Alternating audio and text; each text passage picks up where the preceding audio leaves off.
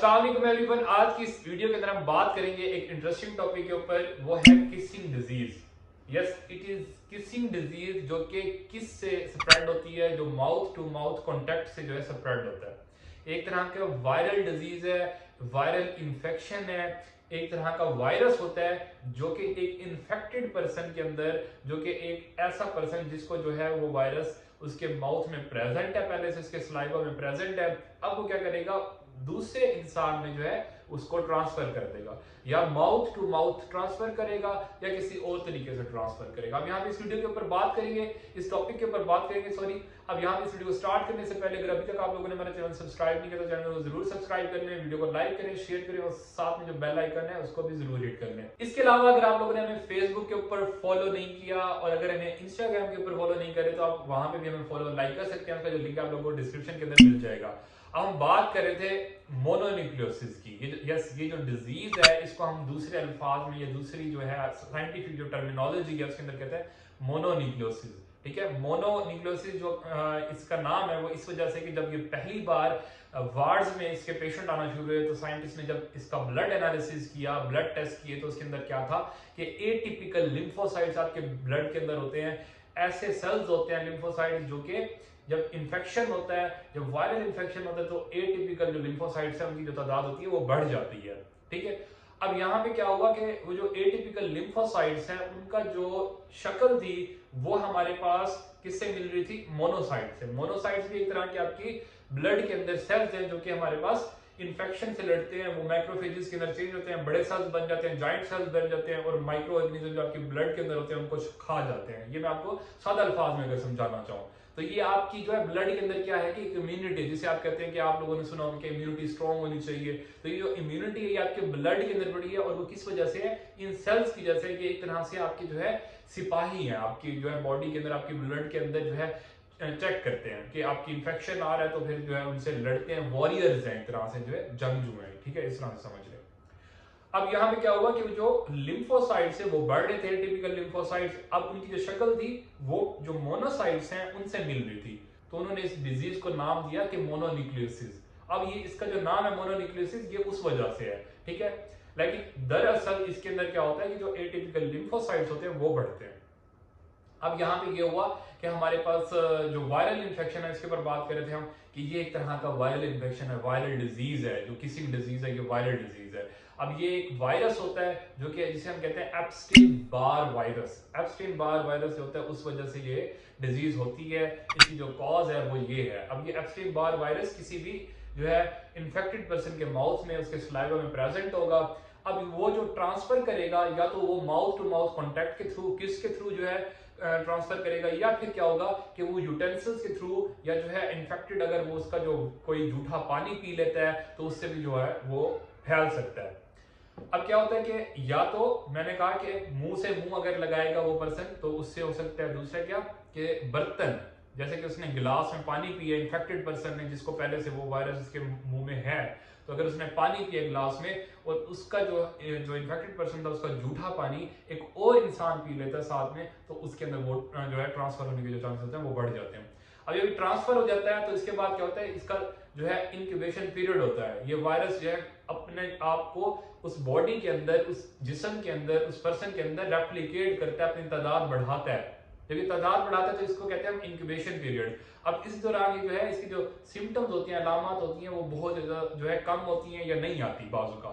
Incubation period जैसे ही complete होता है उसके बाद जो है अलामत आना शुरू हो जाती हैं, ज्यादा बढ़ना शुरू हो जाती है, सवीयर होना शुरू हो जाती हैं। इंक्यूबेशन जो पीरियड है इसका वो है 4 से लेकर 6 हफ्ते। जब हम सिम्टम्स को डिस्कस करेंगे, अलामत के अंदर क्या होता है कि फीवर होता है, 2 हफ्ते तक जो है बुखार जो होता है वो रिजोल्व नहीं होता, बुखार शदीद जो है बुखार रहता है। उसके अलावा जो टॉन्सिलाइटिस हो जाते हैं, फेरेंजाइटिस हो जाता है, गला सूज जाता है, गले हो जाते हैं, टॉन्सिल्स हो जाते हैं। ठीक है, और इसके अलावा जो है अगर आप कोई स्वॉलो कोई चीज करते हैं तो आपको दर्द होता है, पेन होता है गले में। ठीक है, ये जो है निशानी है टॉन्सिल्स होने की या फेरेंजाइटिस होने की या जो आपके गले में जो है इन्फेक्शन होने की।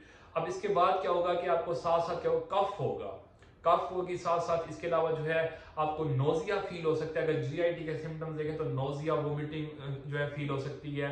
इसके अलावा फीवर के साथ साथ जो है बॉडी एक्स जो है, जिस्म के अंदर जो दर्द है वो शदीद जो है दर्द होता है। इसके अलावा सर दर्द होता है। इसके अलावा जो है और इस तरह के जो सिम्टम्स होते हैं, अगर आप उसका जो पर्सन है उसका मुंह खुलवाएंगे तो आपको जो अपर पैलेट है ना उसके ऊपर क्या मिलेंगे, रेड रेड जो है आपको निशान मिलेंगे, धब्बे मिलेंगे। तो ये हमारे पास निशान, ये जो है हमारे पास सिम्टम्स होते हैं। इसके अलावा अगर हम मजीद सिम्टम्स को देखें तो वो क्या होता है कि जब पेशेंट आता है वार्ड के अंदर आता है तो दो चीजें देखी जाती हैं, एक हमारे पास फीवर, दूसरा हमारे पास ये फ्रेंजाइटिस है, पेशेंट को टॉन्सिलाइटिस है या नहीं। अब ये जो है बुखार जो है बैक्टीरियल जो इन्फेक्शन है उसके अंदर भी हो सकता है, कोई और वायरल इन्फेक्शन जो है उससे भी हो सकता है। लेकिन अब इसके बाद क्या किया जाता है, इसके बाद दो चीजें और देखी जाती है। उनमें से एक क्या होती है कि लिम्फ नोड जो स्वेलिंग है वो देखी जाती है, खास तौर पे पोस्टीरियर जो सर्वाइकल लिम्फ नोड्स हैं उनको पैल्पेट किया जाता है। अगर वो जो है आपको सूजन मिलती है, गर्दन के पीछे आपको लंप मिलते हैं एक खास जगह पे पैल्पेट करने से, तो वो हमारे पास पहला साइन होता है। दूसरा होता है आपके आर्म पिट्स के अंदर या आपके जो इंग्वाइनल लिम्फ नोड्स हैं उनको पैल्पेट किया जाता है। जो आपके ये वाला हिस्सा है इसके अंदर जो है आपके लिम्फ नोड्स होते हैं, इंग्वाइनल लिम्फ नोड्स, उनको पैल्पेट किया जाता है हाथ लगा के। अगर वहां पे जो है सूजन है तो वो भी निशानी होती है कि वायरल इन्फेक्शन हुआ है। इसके बाद हमारे पास अगर हम जो क्लिनिकल सिम्टम है नेक्स्ट वो देखते हैं कि उस पर्सन के अंदर जो स्प्लीन है वो स्वोलन है, तो उससे जो है हमारे पास कंफर्म हो जाता है इन दो चीजों से कि स्प्लीन स्वोलन है। दूसरा हमारे पास उसका जो पोस्टीरियर सर्वाइकल लिम्फ नोड्स हैं या इंग्वाइनल लिम्फ नोड्स हैं, अगर वो जो है सूजे हुए हैं, स्वोलन है, पैल्पेट करने से तो हमें जो है वो मिल जाता है कि यहाँ पे कंफर्म हो जाता है, कंफर्मेशन हो जाती है कि ये जो पर्सन है ये ईबीवी जो एप्स्टीन बार वायरस है उससे जो इन्फेक्टेड है।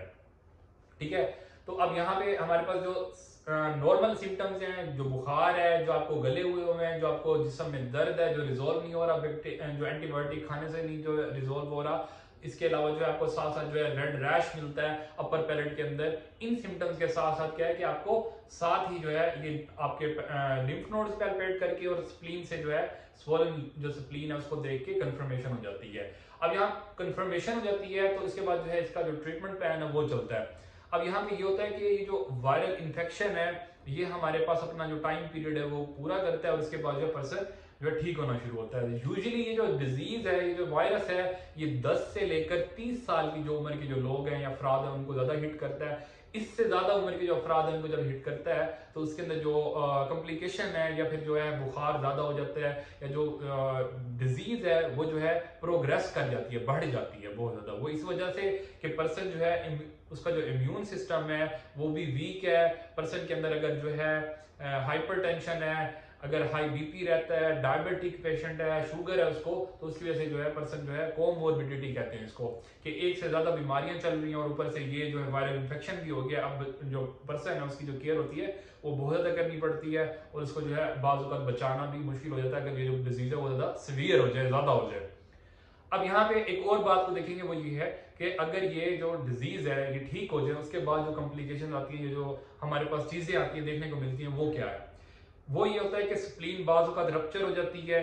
ठीक है, तो ये चीज होती है कि पेशेंट को कहा जाता है कि आप रेस्ट करें, ठीक होने के बाद भी आप 4-6 हफ्ते जो है रेस्ट करें प्रॉपर, उसके बाद जो अपनी फिजिकल एक्टिविटी की तरफ जाएं। इसके अलावा क्या हो सकता है कि आपको एंसेफेलाइटिस या मेनिंजाइटिस जो है आपकी ब्रेन के अंदर जो है इन्फेक्शन जो इन्फ्लेमेशन है वो हो सकती है। ठीक है, इसके अलावा जो है कार्डाइटिस हो सकता है, फ्रेंजाइटिस हो सकता है। ये जो कॉम्प्लिकेशंस हैं, इस तरह की जो कॉम्प्लिकेशंस है, इन्फ्लेमेशन ऑफ ब्रेन जो है आपकी, जिसे मेनिंजाइटिस कहते हैं, मेनिंजिस की जो इन्फ्लेमेशन है वो हो जाती है।